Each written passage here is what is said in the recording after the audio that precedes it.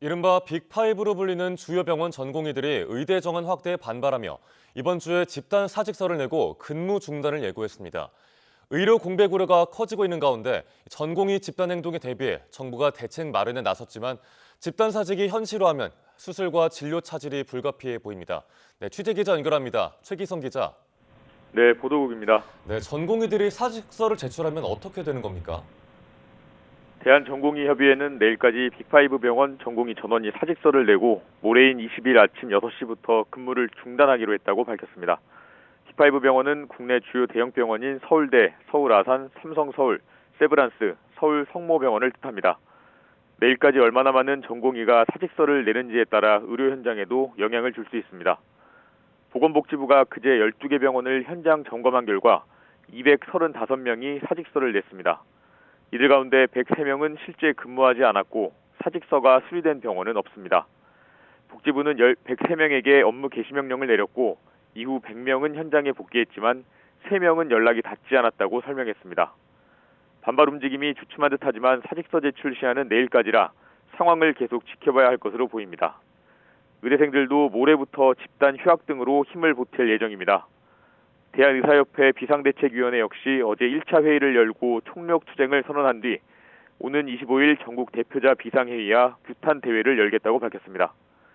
다만 의협의 구체적인 단체 행동 방법과 시기에 대해선 전회원 투표로 결정하겠다고 밝혔습니다. 이에 따라 회원 10만여 명을 대상으로 단체 행동 돌입 여부에 대해 찬반 투표를 진행합니다. 이번 투표는 무기한 파업 같은 투쟁 시작과 종료 시점을 회원 투표로 결정할지 말지를 묻는 것으로 투표가 끝난다고 바로 단체 행동으로 이어지진 않습니다. 네, 현장 의료 공백이 우려되는 상황인데 의사단체와 정부의 입장은 어떻습니까?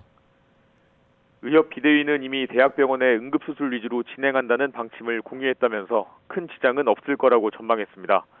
한 달에서 6달 정도 미뤄서 해도 되는 수술들을 연기하는 거라 의료 공백을 우려하진 않아도 된다는 게 비대위 입장입니다.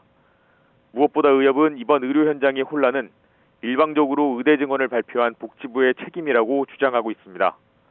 하지만 이 같은 의료계의 집단 행동에 대해 우려하는 여론의 목소리도 커지고 있습니다. 보건의료노조는 오늘 대국민 호소문을 내고 의사 집단 진료 중단은 국민 생명을 내팽개치는 비윤리적 행위라고 비판했습니다.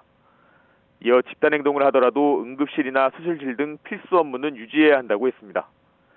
정부는 강하게 대응하겠다는 방침을 거듭 밝히고 있습니다. 박민수 보건복지부 차관은 사후 구제, 선처 이런 것이 없다면서 기계적으로 법을 집행하게 된다고 말했습니다. 또 수련병원의 전공의 근무 상황을 매일 보고하라는 명령을 내렸습니다.